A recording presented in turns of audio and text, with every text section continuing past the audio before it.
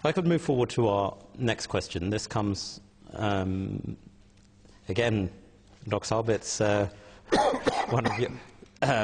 We've got other questions from you, and I just wanted to reassure you that I'm not for a moment saying we won't answer them, but in future editions we will be looking to answer some of your questions. Indeed, I think one of the questions which has been raised by other people writing in quite regularly to Faith Matters is that they've put in questions and they haven't yet been answered. As I said in my introduction, we have been pretty much inundated with a lot of emails, a lot of questions. Keep them coming, and I assure you one thing, we do get round to answering all of them, and please do carry on writing in. The next question, moving around the world, we go from Canada to Kenya, comes from Salim Umar Saab. Jazakallah Salim Saab for your question. And it's quite a short question, and it's this: I need to understand the prayer times as per the Holy Quran. Waqt is period or time. That's his question from Salim Saab. Azhar Saab, perhaps if I could ask you to start off with that one. Well, he wants us to go to the dictionary, I guess, and start defining the meanings of the Quran, which is actually it's a good way of approaching getting to a greater understanding of something. The words themselves, they imply greater meanings than often the literal translation. So what he's saying is, for instance, the biggest struggle with the Bible is they became literal about how they looked at things and said the earth was created in 6 days. Now the day in Hebrew is Yom, you know, from Yom Kippur. Indeed. The same word is used in Arabic, Yom, which we say perhaps the day of Yom ad-Din, day of religion or resurrection. Indeed. And yet it's not referred to just one single day. The day in the sight of Allah could be a 24-hour period, or it could be something other than that. For even in the Bible, before the creation of sun and moon was there, they used the word day. So the first part of creation was there before the even 24-hour cycles came into being. Right. Thus, the sense of religious terminology is expanded beyond the normal limited use of a word. So it shouldn't be looked in the context It has of to the be 24-hour a clock. much greater Right. context. Okay. And in this sense, the time of prayer, often by the very stringent orthodox view, is, there's a small window in which you say your prayer. If you miss it, you missed the actual time of prayer.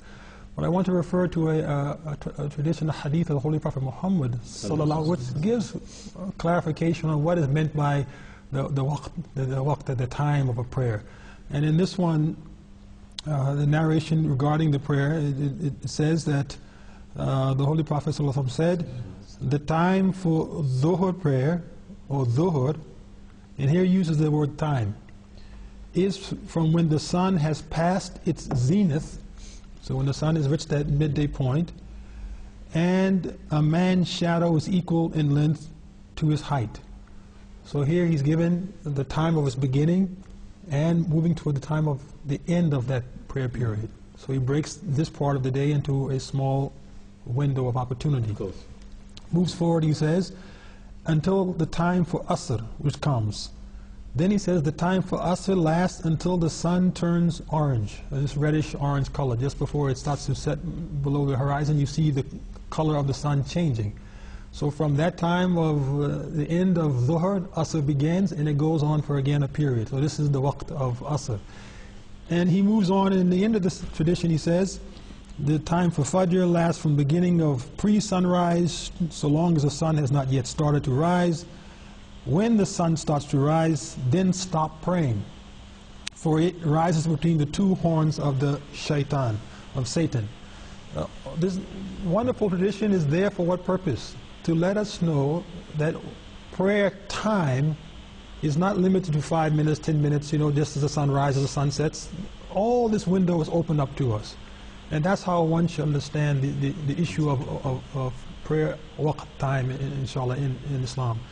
Again, Jabir bin Abdullah anhu, he relates that long narration about Hazrat Jibreel, who came to the Prophet Muhammad and gave the same information in talking about the beginning of prayer and the end of prayer. And these are all very much well-known traditions from the Muslim world.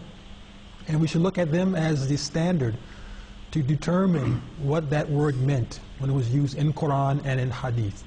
that it's not just a limited application, it has a wide open meaning of timings for when you can start and end the prayer service.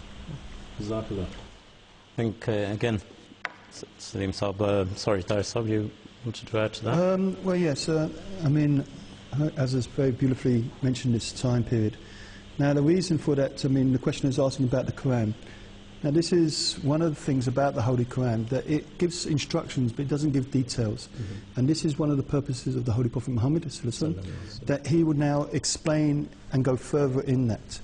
Now, we see in the Holy Quran a few verses about the time prayers as well.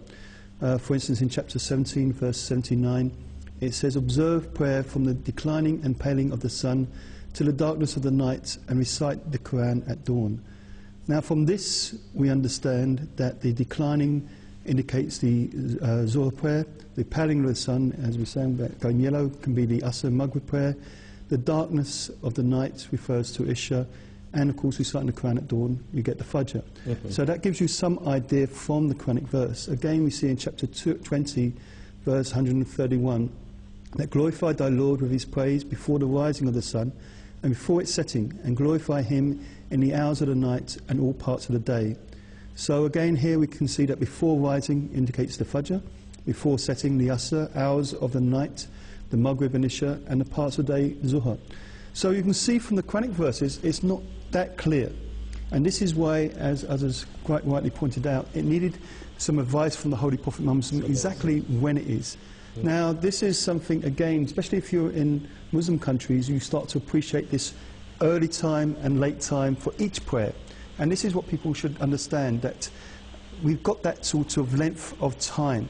So you can actually pray early or you can pray late. Now, for instance, when we was in Rabwa, there were many mosques. And if you missed the prayer for a particular mosque, you could go to another prayer and another mosque, and there you could maybe catch the prayers. So each mosque will see the congregation and decide which time should be the prayers according to this length of prayer, whether it wants to be early, middle or late, and that's up to them to decide. So this is a very nice question, and it gives us this opportunity to explain about this length of prayers and when you can actually come and decide. And remember, again with the shadow, I'm sure Azza did it. I used to go out. We don't have the sun in this country, unfortunately. We do now and again. Not very often. But when I went out in the midday sun to see whether it was time for prayers, and you see the shadow directly around you, and so you know the sun is directly above your head. And then, as I explained, the length of the shadow starts to give you some indication as to when the prayer is. Just like similar in this country, we have the sundial, gives us an idea of the time. So, of course, in the time of the Holy Prophet Muhammad, this is how you used to find out what the times of the prayers. But this is the thing that I wanted to point out, that what he's brought here, that this time period, you can choose. If you miss it early, you've still got time. It's not the question that you've got fixed 5 minutes, you've got to do the prayers or whatever. You have that time until the next prayer. So that's up to the mosque to decide what time they want to have the prayer. But like I say, some mosques, they will have early time, some mosques, they have late times. It's up to the congregation. Of how it's done.